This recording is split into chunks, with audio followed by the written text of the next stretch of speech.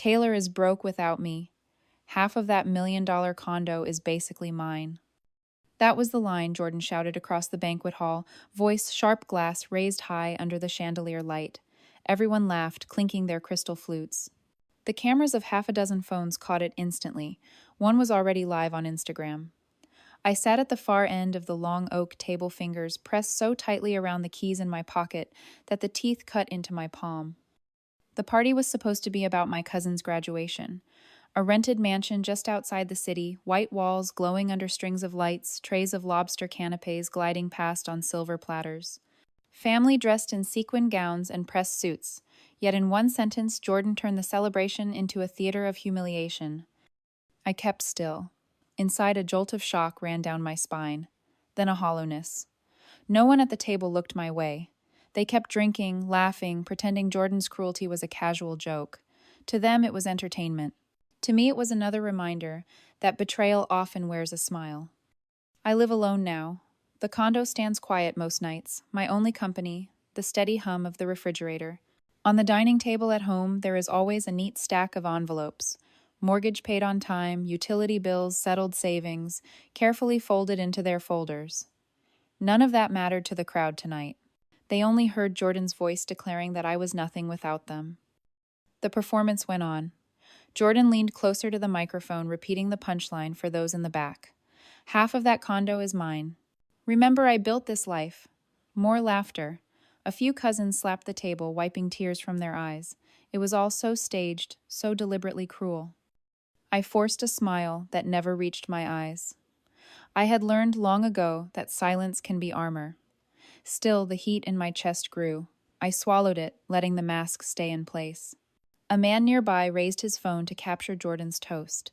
I knew that by morning the clip would be floating across feeds captioned with laughing emojis. That is how humiliation works these days. It is no longer private. It is packaged, uploaded, consumed by strangers who know nothing of you but will judge you all the same. But I will explain more in a moment. For now, let me leave you with this. Families and money always expose the truth. Tell me where you are watching from and hit subscribe. We need to talk about pride betrayal and the price of silence. When Jordan first said, "Let's just be friends," I nodded as if it made sense. 2 years together, 1 year of living under the same roof, and suddenly we were supposed to transition into some clean little arrangement where nothing changed except the word we used for ourselves. I remember sitting on the sofa that night, a half-packed suitcase leaning against the wall, Jordan avoiding my eyes. They spoke with that practiced tone of someone who had rehearsed in front of the mirror. We're better as friends. We have the same circles, the same brunch spots, the same playlists. Why ruin all of that? I kept my voice calm. All right, friends then. Jordan smiled with relief, almost giddy, as if I had agreed to a contract that secured every benefit without any responsibility. They left with their suitcase and a quick wave moving in temporarily with Marissa, a friend who had always looked at me with thinly veiled pity. The next morning the texts began. "Hey, could you drop off my work laptop? I forgot it." I replied, "I'll leave it at your office Monday, Jordan, but I need it this weekend. Me Monday works better." Jordan, what plans could be more important? Me friend plans. That word friend was suddenly a wall Jordan had not expected. For them, friendship meant unlimited access, the same privileges as before, without the label of partner. For me, friendship meant boundaries. Friends did not keep keys to each other's homes. Friends did not appear uninvited to do laundry or borrow groceries. By week 2, I changed the locks. I left a small cardboard box by the door containing the last of their clothes. When Jordan discovered this, they stormed into the lobby furious. "You are being petty," they spat. "Petty," I said. "This is what friendship looks like. My friends do not hold keys to my apartment." "You can't just erase me. You chose to step out. I am only following your choice." The argument echoed down the hall, neighbors pausing to listen. Jordan's face flushed crimson. I could almost hear the thoughts behind their glare. They wanted the comfort of my resources without the work of partnership. Days later at Saturday, brunch the ritual that had once been ours, Jordan sent another message. "Come with us like always." I declined. They replied, "This is weird. You're being cold." I wrote back, "I'm being friendly." Exactly what you asked for. That was when cracks began to show. Our mutual friends invited us to game night. I arrived alone, quiet, carrying a bottle of wine. Jordan entered with a stranger on their arm, A man introduced loudly as Connor, someone I met at yoga. They laughed too hard, leaned in too close, parading him like a trophy. I shook Connor's hand, politely smiled as though nothing stung. I could see Jordan's frustration in the twitch of their jaw. My composure denied them the scene they craved. But what the others didn't know was that the game night was just a stage for something larger. Humiliation had only begun to stretch its shadow. And here is where I will leave you hanging. Because the most dangerous betrayals don't happen in whispers, they arrive in emails, in receipts, in the evidence that waits like a loaded gun. I will tell you about those soon enough. It did not take long before Jordan discovered that silence hurt more than confrontation. I refused to argue, refused to plead, for scraps of affection. Instead, I treated them like a distant acquaintance, cordial, polite, and nothing more. That absence of drama seemed to gnaw at them, so they built their own stage. The first performance came at another gathering with our mutual friends. The host had decorated her townhouse with fairy lights and hired a small jazz trio to play in the corner. It should have been a night of light conversation, laughter, and too many glasses of red wine. I walked in alone, nodding to those who offered sympathetic smiles. Jordan arrived 20 minutes later with Connor, the same man from Yoga Hand, clasped tight in a display meant for me. Jordan laughed loudly, drawing attention from across the room. They leaned in close to Connor, brushing his shoulder, as though the two of them had already become inseparable. I saw the quick glances from our friends' eyes darting from me to them waiting for a reaction. I gave them nothing but a calm nod and returned to my glass. That composure unsettled Jordan more than any scene I could have caused. But they were not finished. The next morning, while I sipped coffee in my kitchen, my phone buzzed again and again, notifications stacked across the screen. Jordan had posted a photo of themselves, and Connor at the party, arms around each other, smiles broad. The caption read, "Some people can't survive without me funding their rent. Good thing I moved on." The post spread quickly. Friends liked it, commented with laughing emojis, tagged each other. My name was not mentioned, but everyone knew. In the span of an hour, I had become the butt of a public joke, my independence, questioned, my dignity, sliced open for strangers to examine. Humiliation in the digital age is not confined to whispers around a dinner table. It is immortalized in pixels repeated endlessly on timelines you never asked to join. Watching those comments pile up, I felt that familiar mix of heat and cold anger burning inside, while a chill of disbelief pressed against my skin. I could have fired back, could have posted bank statements or snapshots of the mortgage deeds. But I understood something Jordan did not. Evidence is most powerful when revealed at the right moment, in the right place, under the right light. So I stayed quiet. I went to work, filed my reports, returned home to the condo I paid for with every earned dollar. I cooked pasta for one, stacked receipts neatly in their folders, and let the storm rage online without me. Silence became my weapon. Meanwhile, our circle of friends buzzed with speculation. A few sent tentative messages. Is it true? I answered simply, no. That was all. Brevity unsettled them. They wanted drama, fireworks, a defense long enough to feed their gossip. I gave them nothing. But what they didn't know was that I had already collected proof documents, stamped records, notarized, all tucked neatly into a blue folder inside my desk. While Jordan performed on social media, I prepared quietly, waiting for the moment when truth would not just whisper, but thunder. That moment was coming. I will tell you how soon. For now, understand this. The deeper the betrayal, the greater the silence before the strike. The holiday season arrived, with its usual layers of cheer and dread. Families gathered under chandeliers, tables crowded with roasted turkeys, bowls of mashed potatoes, and bottles of wine, lined like soldiers, waiting to be uncorked. My cousin decided to host a dinner that year, inviting not only close relatives but also friends of friends. It was the kind of evening where laughter floated above the clatter of silverware, and everyone pretended life was smooth, even when fractures ran deep. Jordan, of course, was there. They never missed a chance to turn a family gathering into a stage. Connor trailed behind them, polite but uncomfortable, as though he knew he was only a prop in someone else's drama. I arrived quietly, setting down a bottle of Merlot near the fireplace. I greeted my aunt, hugged my cousin, and took a seat at the far end of the table. The condo keys rested in my pocket, a reminder of everything I had built for myself. Across the table, Jordan flashed a smile too wide to be genuine. The meal began harmlessly enough. Toasts were raised, stories told, laughter stitched together the fabric of the evening. Then, as dessert plates were cleared, Jordan tapped a spoon against a glass. The room hushed. I knew the performance was about to begin. I think we should all acknowledge something Jordan said, voice sweet with mock sincerity. It's not easy for everyone to manage on their own. Some people without the right support might lose everything. For instance, they reached into a sleek leather folder and pulled out a printed email. Here's proof. A message from the mortgage company. Overdue payments, warnings, the whole thing. Without me, Taylor would be drowning. The words hung in the air like smoke. Heads turned toward me. My uncle whispered something to his wife. A cousin frowned into her wine. Jordan laid the paper flat in the center of the table, tapping it with a manicured finger. See, I carried half the weight. Without me, that condo would be nothing but foreclosure paperwork. I felt the room's temperature shift. Whispers buzzed, like a hive disturbed. Someone muttered, "That's a shame," while another asked quietly if I needed help. Even Connor, the unwitting prop, looked down at his hands embarrassed. I did not reach for the paper. I did not argue or defend myself. Instead, I sat back, folded my hands, and watched. My heart beat steady, not frantic. Years of restraint had taught me the value of patience. In my bag, under the chair, rested a slim blue folder. Inside were the original mortgage documents stamped and signed, along with bank records showing every payment made in full on time under my name alone. Evidence weighted like a loaded pistol, silent but undeniable. But I did not draw it that night. Not yet. Jordan smirked, mistaking my silence for surrender. The table buzzed with pity, with skepticism, with that subtle disdain reserved for those who appear weak. I let it settle. I let them think what they wanted. Because revenge, like wine, tastes best when allowed to breathe. I will tell you when the folder finally opened.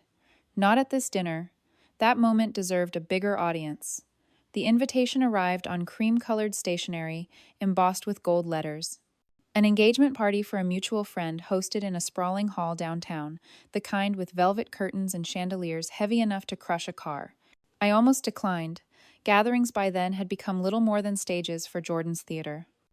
But something in me knew this was the moment I had been waiting for. I dressed simply navy suit, polished shoes, hair combed back. No extravagance, nothing to distract from the calm I carried. In my hand, a blue folder tucked under my arm like an afterthought. Inside lay every document, every stamped page, every record Jordan swore did not exist. The hall swelled with chatter that evening. Musicians tuned their instruments on stage. Waiters carried trays of champagne flutes. Laughter bounced from marble walls, and the scent of roses lingered in the air. I greeted a few old friends, keeping my words short. Across the room, Jordan stood near the stage, glowing under the spotlight, Connor once again on their arm. When the speeches began, I remained seated at the center table. Toasts rolled one after another, sentimental promises and polite jokes. Then Jordan rose, raising a glass as though ordained by fate. The chatter hushed. I could already feel the weight of eyes drifting toward me. You know, Jordan began, voice smooth and strong. Some people here wouldn't be standing if not for the generosity of others. I mean, let's be honest, without me, Taylor would have been homeless. Laughter erupted from a few corners, hesitant but audible. Jordan continued, emboldened. It's true. I carried them for years. Half of that so-called $1 million condo is practically mine. Without me, foreclosure would have been inevitable. The words echoed across the hall, cruelly deliberate. My name was now a punchline. People shifted in their seats. Some chuckled, others looked uncomfortable. Connor avoided my gaze altogether. I did not stand immediately. I let the silence stretch, let the tension rise. Then slowly I pushed back my chair. My footsteps echoed as I crossed to the front. I placed the blue folder on the polished oak table and opened it with deliberate calm. Since we're discussing ownership, I said, my voice steady, let's use the truth. I lifted the first document, holding it so the nearest guest could see. This is the original deed. My name notarized, stamped, sealed. I flipped to the next page. Here are bank records, every payment made, every installment cleared by me alone. A ripple passed through the room. Murmurs, gasps, the shifting of chairs. Someone whispered, "Oh my God." Jordan's smile faltered their glass, trembling slightly in their hand. I laid the final page flat on the table. So when you claim half of my home, you are lying. And when you try to humiliate me in front of friends, you are only exposing your own envy. The silence was thick. Then, like a spark in dry grass, phones lifted, cameras clicked, and whispers turned to shouts. A guest near the back captured the entire scene, their phone already streaming live. Within minutes, the confrontation was not just in that hall, it was online, multiplying across screens. Jordan stammered words catching in their throat. This isn't what it looks like. But it was exactly what it looked like. A desperate performance crumbling under the weight of truth. Connor stepped away from Jordan, his face pale, as if realizing he had been nothing more than a supporting character in a failed play. I closed the folder, tucked it under my arm, and walked back to my seat. Not triumphant, not gloating, simply calm. The deed had spoken louder than any insult ever could. Later that night, my phone buzzed nonstop. Clips of the confrontation raced through TikTok captions shouting X exposed in front of everyone. Comment sections filled with strangers applauding the calm, the evidence, the silence turned into thunder. Jordan had wanted an audience. They got one, but not the applause they craved. And for me, revenge had only begun to unfold. In the weeks after the engagement party, silence followed me like a faithful companion. I did not have to say a word. The internet had already spoken for me. Clips of Jordan's failed performance multiplied across platforms TikTok, Instagram, Twitter. Strangers dissected every detail, the nervous twitch in Jordan's smile, the calm way I laid down each stamped page, the final collapse of their bravado. Jordan had wanted spectacle. They received infamy. Overnight, their reputation transformed. Friends who once laughed at their jokes now avoided eye contact. At brunches where Jordan had once been the center, conversations turned awkward when they entered the room. I could almost feel the chill that followed them, a punishment harsher than any confrontation I might have staged. I might have left it at that, but betrayal rarely deserves mercy.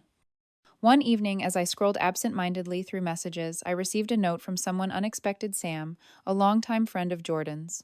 We had known each other for years, in passing, exchanging polite smiles at gatherings, but never much more. Sam wrote, "I saw what happened. You handled it with more grace than anyone I know. If you ever want to get coffee, let me know." I hesitated at first. Sam was close to Jordan. The optics alone would stir whispers. But perhaps that was exactly the point. I replied, "Coffee sounds good." Our first meeting was casual. A quiet cafe on a side street, far from the noise of mutual acquaintances. We spoke of work, of books, of the absurdity of how small dramas can feel enormous when broadcast online. Sam's laugh was genuine, unforced, nothing like Jordan's polished theatrics. One coffee turned into dinners, dinners into long walks through the city at night. I found myself relaxing in a way I had not for years, no performance, no games, only presence. When the time came, we appeared together at a friend's rooftop gathering. Conversations stuttered into silence as we walked in. Phones tilted discreetly, capturing what looked like betrayal turned inside out.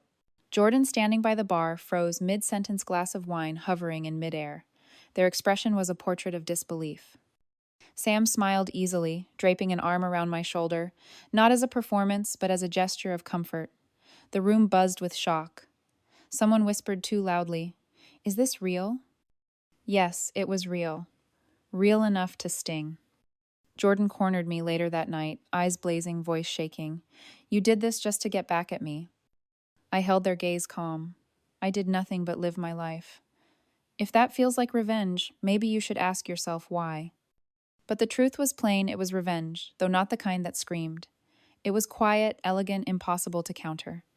The next morning, photos surfaced online, me and Sam under the city lights, smiling, leaning close. The captions wrote themselves: "Ex's best friend moves on with the one they tried to humiliate."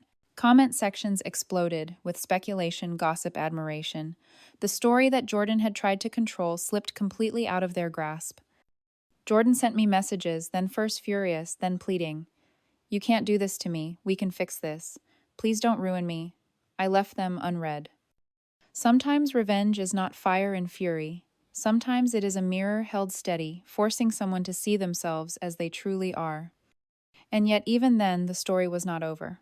Because humiliation, once unleashed, rarely stops where you intend. It spreads, gathering momentum until it topples more than you imagined. I will tell you how Jordan's fall became complete. That part comes next. It is strange how quickly a story escapes your control once the internet gets hold of it. Jordan had tried to script me as the dependent ex clinging to a life I supposedly could not afford. Instead, the script flipped. They became the liar, the pretender, the villain, in a cautionary tale retold by strangers. The video from the engagement party, me setting down the deed, Jordan stammering, the crowd gasping, circulated across platforms with relentless speed. A teenager on TikTok clipped it with dramatic music. A commentary channel on YouTube broke it down frame by frame, pausing to highlight Jordan's smirk collapsing into panic. Even on Twitter, where trends shift by the hour, Jordan's name lingered for days. I did not post anything myself. I let silence do the work. Yet each morning I woke to hundreds of messages, some from strangers praising my composure, others from old friends offering belated apologies. I read them quietly, responding to none. Jordan, meanwhile, was drowning. They had built their social life on the illusion of superiority, the curated image of success. Now every post they uploaded, photos of brunch, of new clothes, of staged smiles, was flooded with comments. Half that condo is mine, right? Or show us the deed, Jordan. Their followers turned on them not with sympathy but with ridicule. Work, too, became a battlefield. Jordan had always boasted about their position at a marketing firm, parading campaigns as though they alone had invented them. But clients do not like scandal. They prefer stability, credibility. Rumors spread, and within a month, Jordan's role was restructured. In plain words, gone. I heard about it secondhand. A mutual acquaintance mentioned it over dinner, lowering their voice as though sharing a secret. Jordan's out. Whole office knows why. They glanced at me, waiting for a reaction. I only sipped my wine. The fall did not end there. Connor, once proudly paraded at parties, slipped quietly away. He had no taste for infamy, no desire to be half of a meme. Their breakup unfolded in silence, but the absence was obvious. Jordan stood alone at gatherings, shoulders tight, laughter hollow. I should have felt satisfied, and part of me did. Yet another part watched with a kind of detached sadness. Revenge, when complete, does not glow. It leaves a stillness, a quiet recognition that the balance has shifted and cannot return. One evening, a video surfaced that sealed it. Someone had captured Jordan at a bar shouting at a friend, drunk and desperate, "They ruined me, Taylor ruined me." The clip spread just as fast as the others, framed as tragic comedy. Comment sections were merciless. Humiliation had come full circle. Through it all, I said nothing. I walked to work each morning, returned to my condo each evening, cooked dinners for one, sometimes for two, when Sam stayed over. Life continued steady and unshaken. Because sometimes the most devastating revenge is not a loud strike. It is the quiet persistence of your own dignity while the other collapses under the weight of their lies. But even then, there was one final chapter to write, not of humiliation, but of resolution. And that I will tell you now. The condo was quiet again. Evening light spilled through the tall windows, washing the living room in gold. I stood at the glass watching the city below, cars, moving like streams of fireflies, people hurrying home with bags of groceries and stories to tell. My own story, the one Jordan tried to twist, had come to an end. I thought back to that night at the graduation party when laughter had cut through me like glass shards. I remembered how my name had become a punchline, how silence had been my only refuge. Now the silence felt different, no longer defensive, but peaceful. The blue folder still rested in my desk drawer, pages, crisp stamps, visible signatures, permanent. I had not touched it since that night at the engagement party. It was proof I no longer needed. The world had already seen it, believed it, and moved on. Sam sat on the sofa, reading quietly, legs tucked under a blanket. The companionship was simple, unforced. No spotlight, no performance. Just two people sharing space without expectation. For the first time in years, I felt no need to defend my worth. Jordan had vanished from our circles, their name mentioned only in whispers. Some said they moved out of the city, chasing a new start. Others claimed they stayed, but lived in the shadows, avoiding gatherings, avoiding the internet. I did not care enough to find out. Their story no longer concerned me. What mattered was the lesson etched deep into me. Boundaries are not cruelty, they are dignity. Betrayal, when met with patience, collapses under its own weight. Revenge does not always require fire. Sometimes it requires nothing more than truth revealed at the right moment. I poured myself a glass of wine and raised it quietly. Not to Jordan, not to the fall, but to survival, to dignity, to silence that speaks louder than cruelty. If you think I made the right choice, comment right. If you would have handled it differently, share your idea. Because in the end, stories like this are not just mine. They belong to anyone who has ever faced humiliation and chosen dignity instead. And with that, my story is complete.